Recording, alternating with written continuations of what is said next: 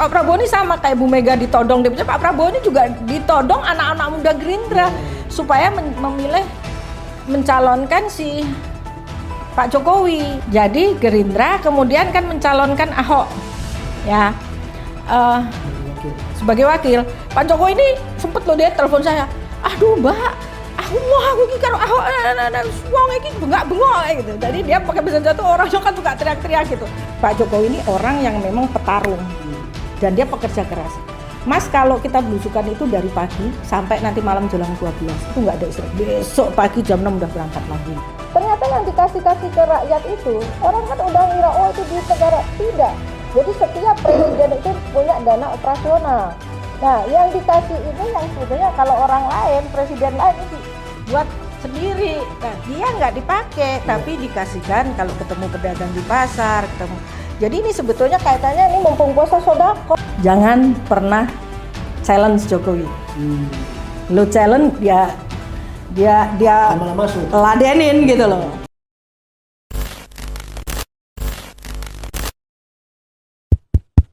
Assalamualaikum warahmatullahi wabarakatuh, teman-teman semua di seluruh Indonesia. Apa kabar? Sehat semua ya? Salam sehat, salam bahagia, salam sejahtera. Oke, teman-teman, minggu lalu sebetulnya kita ngomong politik, tapi kemudian saya ditodong Mas Tony untuk bercerita dan akhirnya yang tadinya ini sesuatu yang saya simpan akan menjadi bahan tulisan saya buka, yaitu cerita soal bagaimana sebetulnya sosok Pak Jokowi, apakah betul beliau itu orang yang jahat banget gitu dan lain-lain ya. Kemarin saya udah menyampaikan karena nggak bisa kalau cerita ini sepotong-potong, kemudian kemarin saya diberikan waktu untuk cerita dari awal mula saya ketemu Pak Jokowi. Saya yang minggu lalu udah cerita sampai itu ya Mas ya, soal saya udah bawa Pak Jokowi dengan di acara barengan dengan peluncuran tabloid saya itu kayak pemanasan dan akhirnya kita todong saat itu juga Pak Jokowi malam itu juga sampai jam 4 pagi akhirnya beliau mau menjadi cagup ya, belum cagup ya, pracagup lah, maksudnya menjadi salah satu proses menjadi calon gubernur DKI itu Mas Tommy. Nah, sebetulnya di situ kemudian bertanya ya, gimana ya nanti bukannya PDIP juga udah punya calon gitu ya, kalau nggak salah itu sudah voke, udah diputus, pokoknya maksudnya suara-suaranya itu udah voke lah gitu, sudah voke ya. Ya saya sama Mas Budi ya sebagai konsultan ece-ece gitu, maksudnya konsultan berpikirnya gini, ayo kita bangun image Pak Jokowi dulu nih biar rakyat mengenal Pak Jokowi lah di Jakarta. Makanya kita keliling dari satu media ke media lain, ke media, kemudian kita buat Pak Jokowi ini kita buat berita-berita ini intens. Ya, kalau dulu mungkin banyak yang lokal terus kemudian ini nasional. Misalnya, terus ngangkat apa dong gitu. Salah satu yang kami lakukan misalnya, ayo kita berkunjung ke tempatnya Slank. Ke kandangnya Slank ya. Karena Slank kan lagi naik daun banget waktu itu, kalau ini mesti ini banyak fansnya. Langsung karena kita pikir Pak Jokowi ini harus muncul nih di infotainment. Ya, kita undanglah media-media infotainment. Jadi kita ini bekerja maraton, dalam arti gimana ya caranya membangun image Pak Jokowi ini di Jakarta supaya rakyat mengenal Pak Jokowi, dan kemudian kita harus membuat momen-momen di mana Pak Jokowi bisa hadir atau bisa bicara di situ. Kemudian di satu sisi itu ada timnya Pak Hamdi Muluk sama Pak Adrinov itu yang nanti akan melakukan survei. Sungguh sesuatu yang alhamdulillah banget gitu loh. Ya itu tadi, mungkin rakyat ini mengalami kejenuhan dengan pemimpin yang bergaya pakai jas kaku gitu ya. Terus muncul Pak Jokowi ini ya kan. Pak Jokowi ini sering kita bikinkan acara Mas, jadi kemudian sering disebut, media sering sebut. Nah, persoalan katanya Pak Jokowi ini pernah gini ke Bu Mega, berapa survei kamu aja rendah banget gitu Mas, ini naikkan dong itu nanti kalau ini. Bu Mega juga ini sebetulnya sangat terbuka waktu itu, padahal sudah PDIP ini sudah ke Pak Foke, tapi dia mendengarkan suara rakyat. Ayo, kecuali survei kamu udah mencapai sekian, kamu belum gitu. Jadi kemudian ya kita berusaha bagaimana supaya surveinya Pak Jokowi ini bisa naik lah gitu ya. Sampai ternyata ini ada kejadian juga lucu, sebetulnya Gerindra juga itu, jadi waktu itu pikirannya nih, kalau cuma PDIP nggak akan bisa ngangkat Pak Jokowi, karena dia cuma punya 11 kursi, Gerindra 6, jadi harus Gerindra, harus lewat siapa nih gitu. Terus saya pikir, terus saya ingat tuh, Pak Jokowi kan dekat nih sama Pak Hasim. Saya hubungi Pak Hasim aja gitu, ini di kantor saya hubunginya. Jadi memang sejak Pak Jokowi ini mulai mau di Jakarta ini sering di kantor saya. Waktu itu yang di lobi ke PDIP dulu apa ke Gerindra dulu? PDIP dulu. Dia ketemu Bu Mega. Memang bertemu dengan Bu Mega. Bu Mega masih gini, kamu apaan, orang surveinya aja sekian gitu. Makanya Bu Mega tuh, makanya tadi saya bilang Bu Mega ini waktu itu bukan kaku nolak, nggak mau Jokowi ini nggak. Dia kamu surveinya masih sekian, tingkatkan lagi dong gitu. Jadi kata Pak Jokowi begitu. Jadi kemudian rupanya hebat juga di Pak Jokowi ini, gerakannya banyak kan, didukung banyak orang ya. Setelah muncul kami, Pak Jokowi ini memang banyak orang-orang, organ-organ yang mendukung Pak Jokowi. Jujur saya bilang, saya juga kaget, di UI juga muncul gerakan lah, apa namanya, tim ses gitu ya. Nah, salah satunya itu ada yang tim ses yang menggerakkan DPC di DKI ini. Jadi dalam tanda kutip Bu Mega ini di demo sama DPC PDI. Pokoknya harus Pak Jokowi gitu, pinter juga nih, nggak tahu nih siapa, ada juga orang yang mengerjakan ini ya. Demikian juga di Gerindra ini Pak Prabowo ini ditodong, Pak Jokowi dong calonnya gitu. Nah terus ya persoalannya gimana nih, kan almarhum Pak Taufik sudah memilih Foke gitu loh. Nah akhirnya Pak Prabowo ini mengajak Pak JK ketemu Bu Mega lah. Pokoknya begitulah singkatnya ya, menyalonkan Pak Jokowi ya. Nah Bu Mega sempat, aku nggak punya duit loh, iki Jokowi iki nggak sapa iki, pokoknya aku nggak mau melu-melu gitu, maksudnya kowe sing golek duit gitu. Nah akhirnya Prabowo sama JK ini nyanggupin, sudah ibu nggak usah mikir apa-apa. Makanya kami yang akan membiayai, karena memang Pak Prabowo ini nggak bisa, Pak Prabowo ini sama kayak Bu Mega ditodong, Pak Prabowo ini juga ditodong anak-anak muda Gerindra supaya memilih mencalonkan si Pak Jokowi, padahal Gerindra juga sudah memutuskan pilihannya ke Foke, bahkan sudah dijanjikan mau dibangunkan gedung sama Foke gitu loh. Jadi ini konstelasinya ini benar-benar, kalau waktu itu gerakan rakyat pengen ya kita ini bisa ini loh. Saya nggak tahu loh Mas Tony gini, misalnya saya sama Mas Budi ini kan concern pokoknya media, bangun image gimana gitu. Yang lain nanti kan gerakannya bikin survei, bikin yang UI nanti yang mana lagi, yang gimana lagi gitu. Ini muncul kayak alamiah gitu loh, ya kan. Nah, oke, akhirnya diputuskan memang Pak Jokowi udah dapat tiket kan dari PDIP dan Gerindra, ya dapat tiket di situ. Ada yang lucu gitu, Jadi Gerindra kemudian kan mencalonkan Ahok, ya sebagai wakil. Pak Jokowi ini sempet loh dia telepon saya, aduh Mbak, aku iki karo Ahok, wong iki bengak-bengok gitu. Jadi dia pakai bahasa Jawa tuh orangnya kan suka teriak-teriak gitu. Saya begini, udah Pak, terima dulu aja, pokoknya Ahok terima dulu, daripada nanti nggak terima, nanti batal didukung Gerindra, saya bilang gitu kan. Akhirnya bener, serius, itu kalau saya dibuka rekaman saya ada, beliau telepon saya, aduh aku nggak, ini loh nggak, dia tuh coba mau pengennya siapa berpasangannya, sama ini pemain sinetron yang siapa tuh?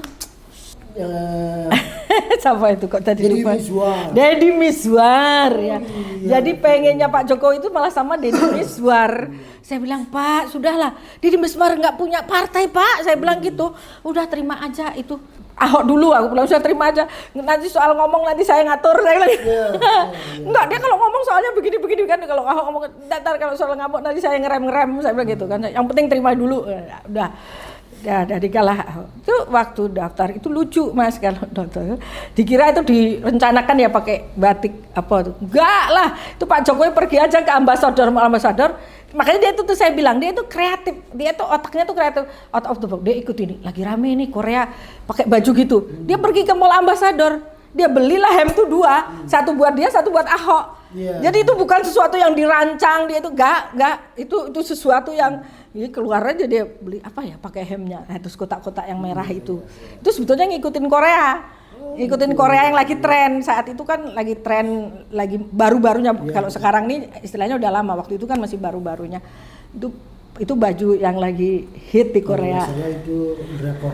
Jadi ketika saya balik lagi nih, sebelum dibuat disetujui ini, dulu tuh timnya cuman ya itu di sana ada Adrinov sama Pak Hambali, saya sama Mas Budi sama Mas Pras. Oh, Mas Pras, Ketua DPRD DKI. Ketua DPRD. Nah, Mas Pras itu suruh apa? Suruh jadi bendahara, pegang uang sementara operasi di Jakarta gitu, Mas Pras. Memang akhirnya ketika dibentuk tim sukses, Pras ini ya memang jadi bendahara. Tapi di awal-awal tuh Pak Jokowi ini kan nggak banyak kenal orang PDIP, jadi ya sama Pras ini. Dan berapa coba dia bawa duit pertama ke DKI? Pak Jokowi berapa? 380 juta. Jadi itu modal pertama. Modal pertama dulu. Mas Pras. Mas Pras yang pegang duitnya, Mas Pras. Jadi Mas Tony, setelah itu memang saya sama Pak Jokowi gini. Akhirnya kita harus punya rumah nih pemenangan di mana di Jakarta. Kita akhirnya nempatin rumahnya Rio pembalap tuh yang orang Solo. Rio Haryanto atau siapalah ini yang rumahnya di Pejaten di Pasar Minggu. Itu dia ada namanya rumah saya memang.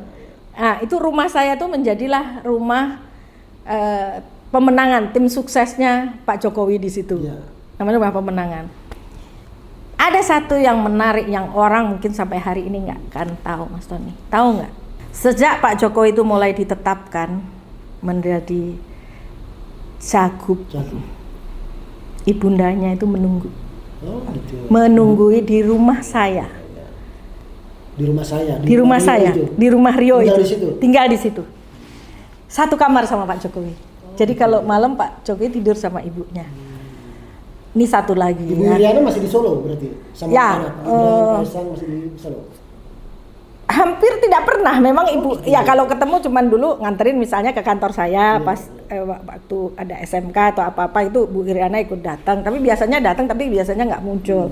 Nah yang nggak pernah muncul sama sekali itu Gibran. Gitu ya. Jadi makanya kalau saya ngelihat Gibran tuh sekarang orang ngomong begini-begini tuh enggak lah, aku ngelihat dia dari muda kok anak itu emang songong-songong begitu, dia memang bukan ngandelin banget orang tua gitu loh. Dia nggak ikut, dia dari kampanye dari awal itu nggak pernah datang Jakarta.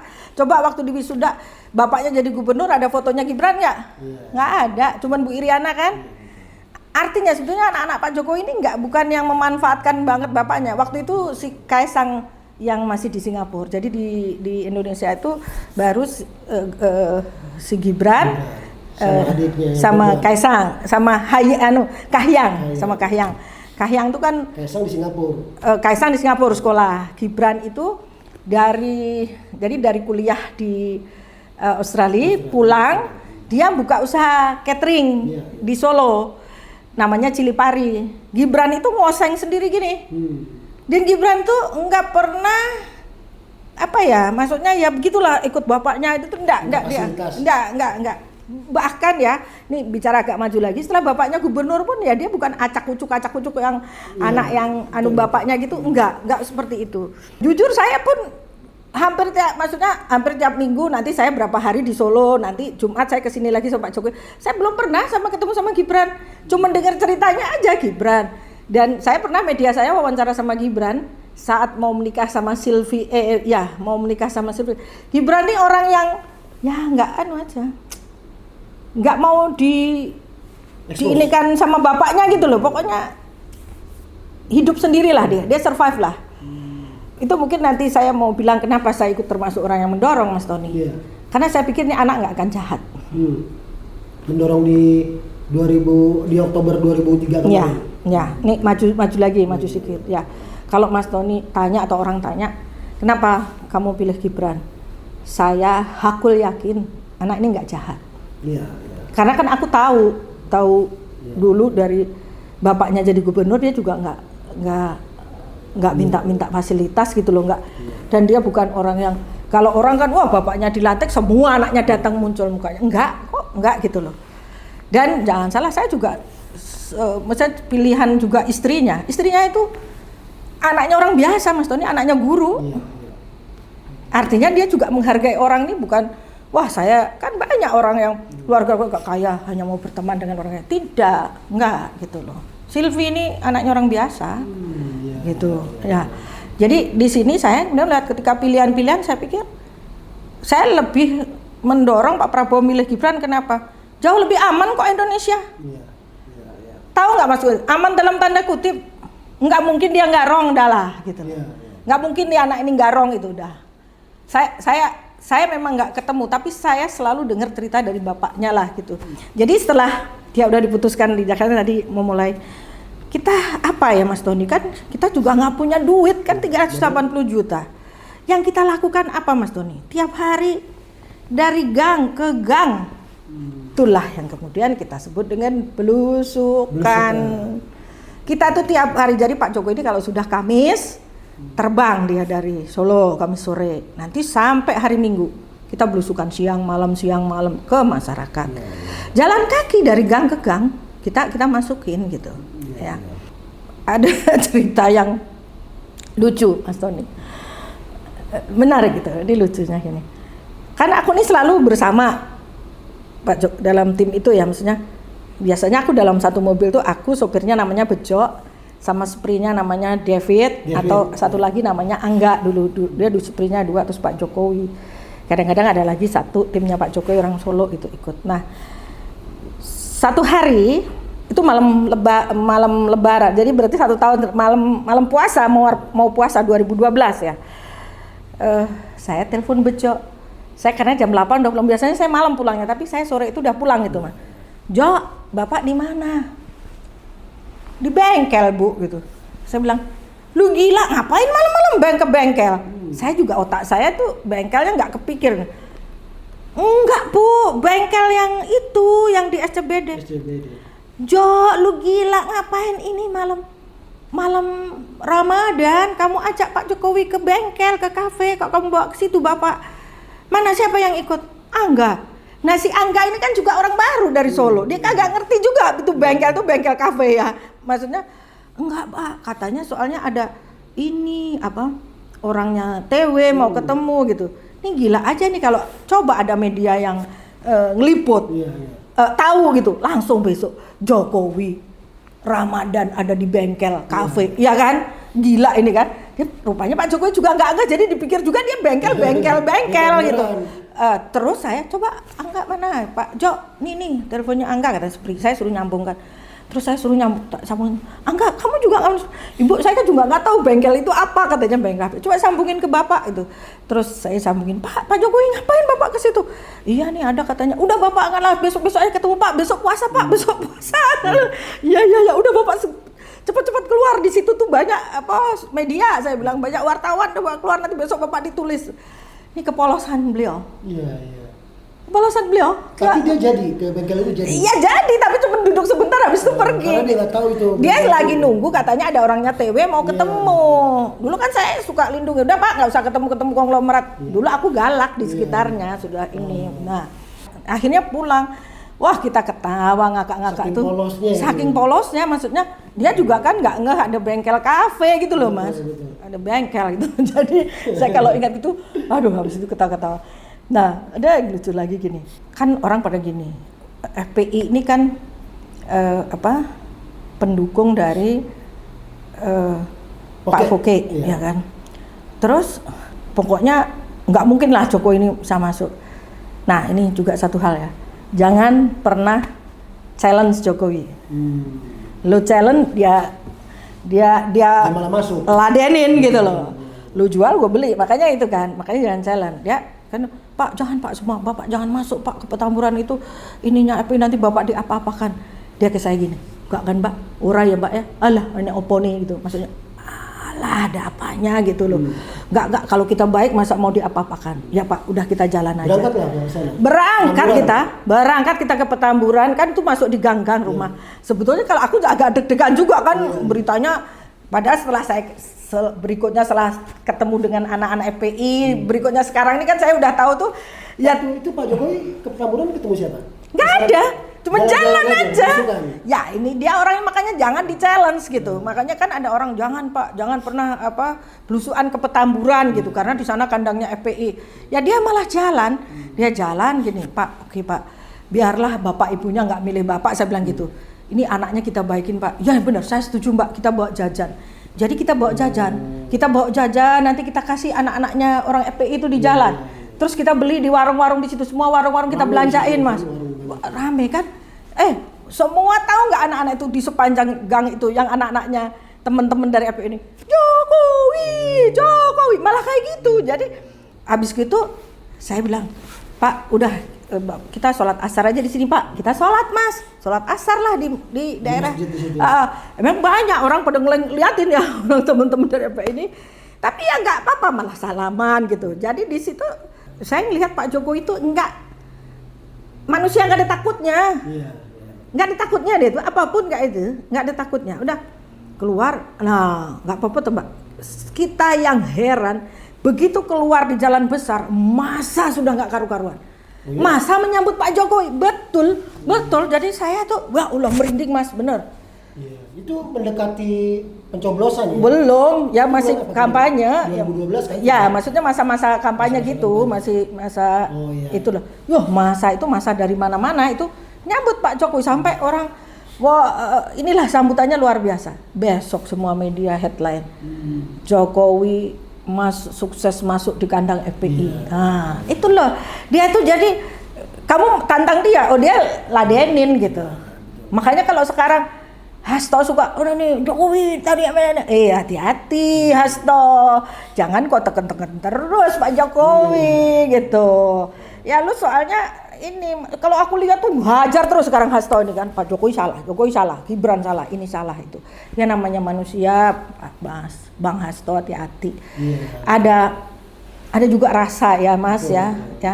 Dan mungkin Anda nggak tahu Pak Jokowi ini nggak bisa di challenge gitu. Nah makanya dia kan ngomong itu tidak boleh ya. Ada 3 kali ketika benar ya Bapak mau ambil alih PDIP. Nah katanya saya Golkar, katanya Bapak orang mau ngambil PDIP. Itu kan Hasto yang ngomong. Terus dia kan ngomong, jangan begitu. Tidak boleh seperti itu. Tahu nggak? Itu marah. Itu udah marah. Aku tahu persis kalau udah kayak gitu tuh dia nah hati-hati ya. Bisa diambil beneran nggak? Hah? Artinya bisa diambil beneran kalau Jokowi ditantang begitu, di challenge. Ya kalau mau mungkin bisa aja. Mungkin ya, tapi kalau menurut saya Pak Jokowi tidak akan aku juga ketawa aja waktu ambil Golkar gitu. Gue udah yakin enggak gitu. Itu mungkin Bahlil aja yang mau gitu kan, suka gitu-gitu. Kalau Pak Jokowi enggak lah. Aku yakin dia ini orang yang enggak rakus sudah lah.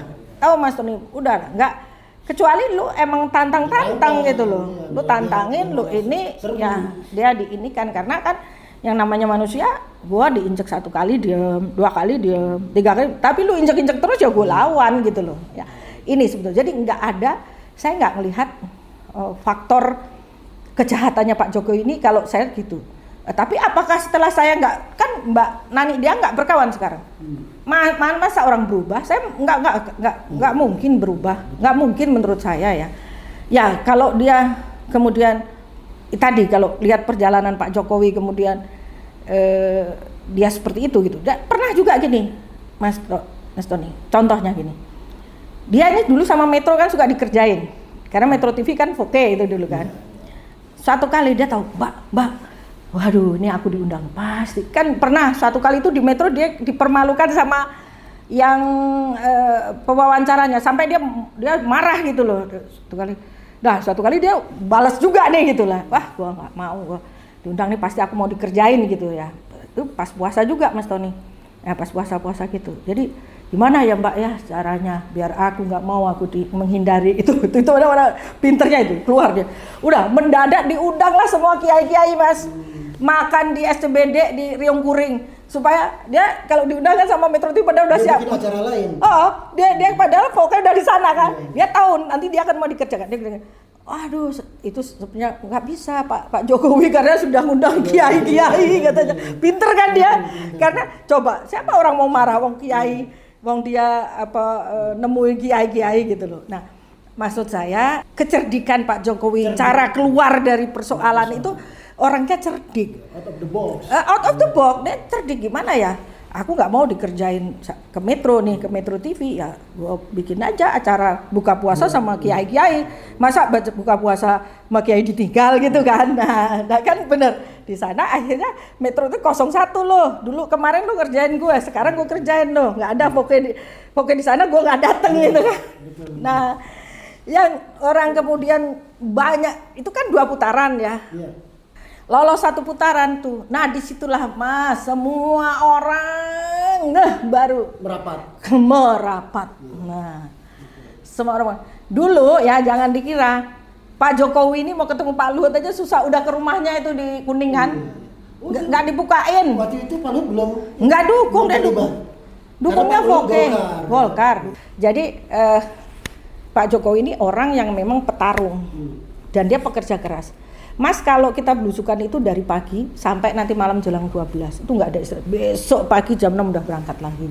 Dan itu dari pintu ke pintu. Nah itu loh dia waktu di Jakarta. Karena dia merasa kita ini nggak punya dana, nggak punya biaya. Jadi kan lama-lama media yang mencari. Dulu juga media nggak begitu cuek, budget medianya pokoknya kan gila-gilaan. Pak Jokowi kan nggak punya, kita yang pegang media dari mana? Ya dari kita aja, dari saya Mas Budi gitu ya misalnya. Ya, tapi itu memang dia kalau ditantang, saya bilang jangan ditantang. Kalau ditantang dia turun dengan cara dia kerja mati-matian. Siang malam dia belusukan. Begini, ya itu tadi Mas Tony kalau mau tanya atau benar nggak dia jahat, saya nggak. Saya masih melihatnya tidak. Kemudian mengapa kalau kok kemudian orang kesannya dia menjadi jahat? Ya tadi kan saya bilang lingkungan. Sampai putaran pertama itu belum ada Pak Luhut, konglomerat belum turun tangan. Jadi modal siapa waktu itu Pak? Sampai putaran pertama itu? Modalnya Pak Jokowi sendiri. Pak Jokowi sendiri sama ya dari Pak Hasim. Termasuk yang nyewa Cyrus Hasan Hasbi dulu. Di situ gitu. Jadi tim sesnya dari pihak Gerindra ya, dari pihak Pak Hasan Hasbi itu waktu itu di pihak Pak Hasim. Di Pak Hasim. Jokowi sama Ahok ya. Ahok itu kan calon yang diusulkan sama Gerindra. Ahok juga nggak. Makanya aku juga heran. Nggak ada. Nggak ada. Ahok nggak keluar duit. Makanya Ahok tuh suka kemarin wah jelek-jelekin Pak Prabowo, wey lu nggak jadi wakil karena Pak Jokowinya udah nggak mau. Pak Jokowi itu nggak mau sama Ahok. Dia maunya tadi saya dibilang sama si Deddy Miswar. Sama Deddy Miswar. Jadi ya nggak ada uangnya itu ya uang terbatas, makanya kita itu pas-pasan dari pintu ke pintu, dari ini ke ini, dari jalan kaki pergi ke bener ke media-media itu kayak ngemis kalau kita mau supaya kita dapat tempat lah gitu. Masih itu putaran pertama. Jadi itu begitu putaran orang nggak nyangka kan masuk putaran kedua baru semua orang. Lanjut ke putaran kedua. Nah, putaran kedua menang. Waduh. Pas menang itu malah aku nggak bisa dampingin karena adik ipar saya meninggal bersamaan itu. Jadi malamnya baru saya datang kan, wah kita ketawa. Tadi satu hal yang ingin saya garis bawahi, Pak Jokowi itu sangat hormat sama ibunya. Jadi ibunya ini bukan dikatain katanya ibunya, masa itu ibunya bukan ibunya yang macam-macam lah zaman 2000 itu kan kalau ke Pak Jokowi itu ibunya kan udah. Saya selalu bilang zaman itu kan kita sebenarnya berlawanan dengan Pak Jokowi. Saya selalu mengatakan meskipun saya bermusuhan dalam arti karena saya di pihak posisi Pak Prabowo, saya bilang enggak, itu ibunya karena dia emang nemenin Pak Jokowi ya, nasanya nemenin di rumah saya itu. Ibunya tidur di situ. Pak Jokowi itu tiap malam tidur sama ibunya. Dia sangat dekat sama ibunya. Siapa yang di rumah saya itu tinggal? Pak Jokowi, ibunya, sama sopir ya, ajudan-ajudan yang dikasih oleh KPU ya. Dan satu hal Mas Tony, Pak Jokowi ini orang yang tidak lupa sama orang. Ini sedikit ya, intermezzo sedikit. Kan ada nanti Mas, kalau misalnya Pak Jokowi ini kan udah ditetapkan dulu jadi cagup. Itu dari KPU dia itu ditempatkan nanti 6 pengawalan. Ada dari polisi, ya ada dari polisi, presiden capres juga begitu. Nah ini biasanya kalau orang kan habis selesai, enggak, Pak Jokowi ini dibawa lagi. Nah 6 orang itu lanjut tugas. Pak Jokowi jadi gubernur, dia dibawa. Pak Jokowi jadi presiden, mereka dibawa. Mereka sekarang masih ada yang ikut Pak Jokowi. Bahkan dari dulu apalah, sekarang polisi yang awal ada, ya ada. Ada salah satunya namanya Mas Toro, itu udah jadi kapten sekarang. Iya, dia sekolah juga. Nah, ini orang yang nggak pernah lupa jasa orang sebetulnya Pak Jokowi ini. Jadi makanya ya memang kadang-kadang tuh yang jadi ini kayak kemarin kan rame, yang jadi Kaso, yang jadi ini selalu kan orang dari Solo. Jadi sebetulnya bentuk Pak Jokowi ini memang orang yang nggak mau yang tahu budi lah gitu. Tahu budi. Oke, kemudian kan udah jadi nih jadi gubernur. Hari pertama apa? Saya ajak jalan kaki, dia masuk jadi gubernur di DKI, kantor pertama. Saya ajak ke tempatnya Pak Dahlan Iskan. Kenapa coba saya ajak ke Pak Dahlan Iskan? Karena waktu kami di Solo, Pak Dahlan ini pernah ke Solo, nyusulin saya di Loji Gandrung. Terus saya ini diantar Pak Jokowi sampai, karena aku ikut Pak Dahlan gitu. Jadi aku bilang, Pak bantuin Pak Jokowi nanti kalau di Jakarta udah jadi gubernur. Situ kan lah mau dibangun ini BUMN mana yang ini yang, dan lagi-lagi ini orang juga sama-sama punya hati yang bersih gitu, hati yang sama, hati ke rakyat gitu loh Mas Tony ya. Nah singkat cerita ya saya tetap bersahabat dengan Pak Jokowi, dia sudah jadi gitu. Sampai kemudian kan rame nih mulai Pilpres, nanti ada cerita sendiri dalam perjalanannya. Saya kan ngantor di Save Indonesia ini di Menteng, jadi saya ada kantor di situ di Menteng. Jadi kemudian mulai kan pilpres gitu. Nah itulah yang nanti aku cerita bagaimana aku bertemu dengan Pak Prabowo. Nah padahal di waktu yang bersamaan saya masih dengan Pak Jokowi, dan orang bilang, nah ini dia yang dukung Prabowo karena nggak dapat apa-apa dari Jokowi. Salah besar. Saya dapat mall. Nanti fotonya ada loh. Fotonya ada, saya kasih tahu fotonya. Saya tinggalin karena di masalah idealisme beda ya.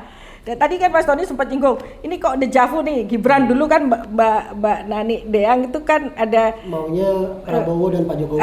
Jadi ada cerita lucu. 10 tahun lalu. Jadi pas itu Lebaran, saya kan pulang ke Madiun, Pak Jokowi di Solo, Pak Jokowi mau pulang ke Jakarta. Kita janjian, Pak kita ketemu ya di airport Solo. Di saat itu, sebelum saya sampai airport itulah nanti ada cerita, saya ketemu dengan orang, saya ditelepon orang. Sekarang orang ini malah katanya saya dengar udah almarhum.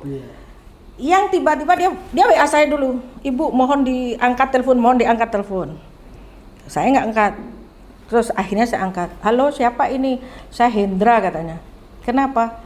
Ibu, ini 08 mau ketemu 4 mata. Saya ini lupa loh dulu 08 tuh. Jadi bahwa 08 tuh Pak Prabowo itu lupa. Ya. Enggak, saya lupa tuh bahwa itu 08 itu siapa? Pak Prabowo. Saya mikirnya gini, aduh, pasti ini urusan liputan. Pasti anak-anak media, anak buah saya ini media, salah satu media saya pasti ada sesuatu nih. Aduh nih. Biasa kan saya suka pasti diteleponin siapa narasumber yang kayak gitu, pejabat kan kalau ini. Oh iya ya, kenapa ya, ada apa ya? Pokoknya Ibu penting ketemu 4 mata. Waktu itu image Pak Prabowo ini kan galaknya minta ampun ya, maksudnya udah gitu. Ya karena itulah Mas, kan orang ini harus mengenal dekat baru ini kan. Nah baru saya lagi udah itu saya di Karanganyar mau jelang Solo, mau sampai airport ditelepon lagi. Ibu bisa kan ketemu sama 08 gitu. Iya bisa, saya bilang begitu, iya bisa. Nah sampai di airport, saya kan ketemu Pak Jokowi. Terus kita naik pesawat duduk. Saya, suami saya, kakak saya, anak saya yang sekarang tentara itu dulu masih kecil ya kan. Terus sama anakku yang kecil tuh masih mulai ini. Terus Pak Jokowi sendirian. Terus aku satu bangku saya, terus Pak aku dipanggil aku diminta ketemu nih sama 08. Ini dalam perjalanan ke Jakarta. Kenapa Mbak? Alah paling soal liputan, saya bilang gitu kan. Tapi gini ya, aku usul. Nah ini poinnya Mas. Aku punya pikiran nih. Gimana kalau Pak Jokowi jadi wakilnya pesawat Pak Prabowo? Iya. Wah takut aku. Nanti aku dia sambil tangannya, nanti aku gini. Enggak lah, itu juga situ aja dikasih didukung, dikasih biayai jadi gubernur. Enggak bercanda katanya gitu kan. Iya sih boleh juga. Kalau Pak Jokowi mau jadi wakil, saya bilang, sekarang maju wakil Pak, 15 tahun loh jadi presiden. Terus bilang, kok bisa katanya gitu. Bisa dong. Aku lihat Pak Prabowo ini orangnya nggak ambisius menjadi presiden. Kan meskipun Bapak jadi wakil, nanti Bapak akan dikasih peran gitu loh. Terus habis jadi wakil, kan Pak Prabowo udah jadi presiden nih. Bapak bisa 2 kali 10 tahun, lanjut presiden lagi. Oh iya benar juga katanya deh gitu kan. Jadi Mas Tony bilang sekarang Gibran itu buat aku lagi-lagi dejavu. Karena waktu itu saya menginginkan bapaknya ini bergabung dengan Pak Prabowo gitu loh. Maksudnya sebagai RI 1 dan RI 2. Jokowi karena masih baru kan waktu itu jadi gubernur baru 2 tahun, setahun ya kan. Dia RI 2 lah gitu. Dan saya tahu Pak Prabowo itu bukan orang yang ambisi. Dia jadi presiden yang penting kan dia pengen menata aja. Nah, padahal saat itu aku belum ketemu loh sama Pak Prabowo. Cuman aku ngasih opsi ini Pak, aku kan mau ketemu Pak Prabowo, nanti aku bilang gitu. Terus begitu ketemu Pak Prabowo disampaikan nggak ini? Disampaikan lah, tapi nanti dulu. Kita udah ngomong panjang, kita ngomong episode berikutnya lagi, Mas Tony. Masih banyak yang menarik, yang belum terungkap di media, ya. Mana nih? Satu, kalau mana nih ngomong tentang budi itu kebaikan artinya, budi pekerti. Pak Jokowi tadi Anda bilang dia punya budi, orang yang tahu budi. Itu setiap budi yang ditanam kepada orang itu akan berbuah sebetulnya. Sama ini saya lihat Pak Prabowo juga orang yang tahu budi, orang yang tahu berterima kasih. Kayaknya seperti yang sekarang terjadi sekarang ini karena duanya ini saling punya budi, punya kebaikan. Pak Jokowi pertama Pak Prabowo menanam budi ke Pak Jokowi waktu dia mendukung sebagai gubernur. Ya kan? Ya. Terus Pak Jokowi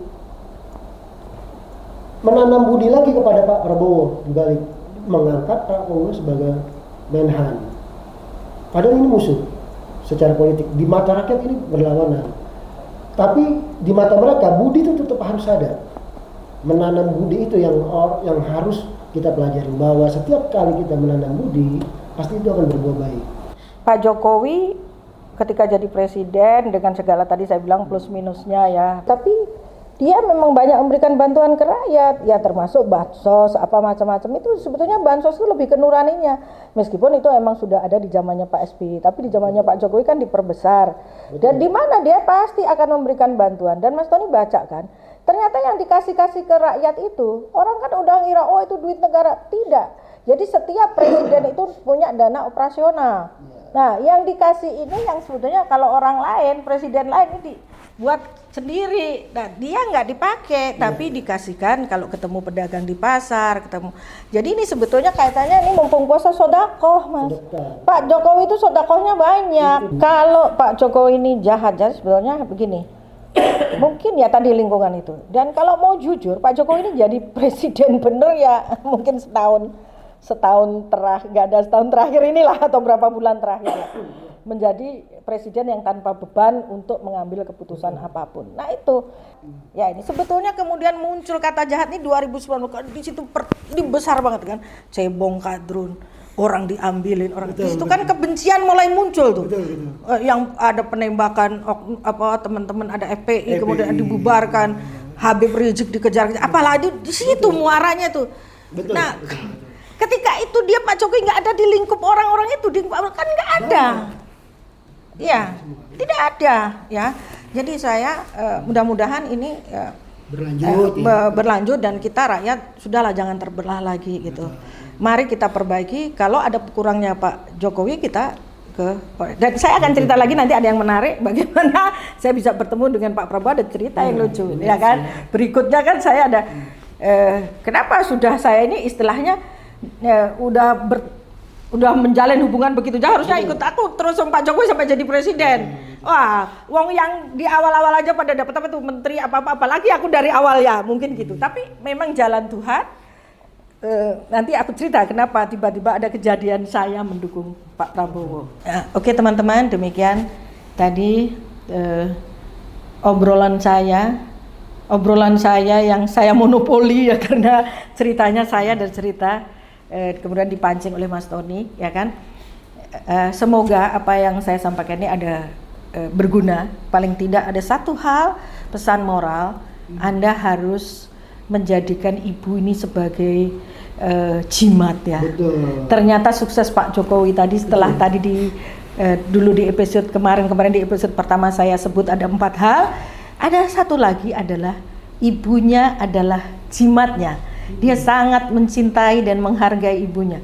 Ibunya pun demikian dengan Pak Jokowi. Sampai ditungguin selama masa kampanye dan Pak Jokowi tidur dengan ibunya. Nah, ayo kita mumpung masih orang tua masih hidup, kita sayangi, kita cintai, kita jadikan jimat kita supaya kita berhasil. Wassalamualaikum warahmatullahi wabarakatuh. Terima kasih, jangan lupa share, like, comment, and subscribe.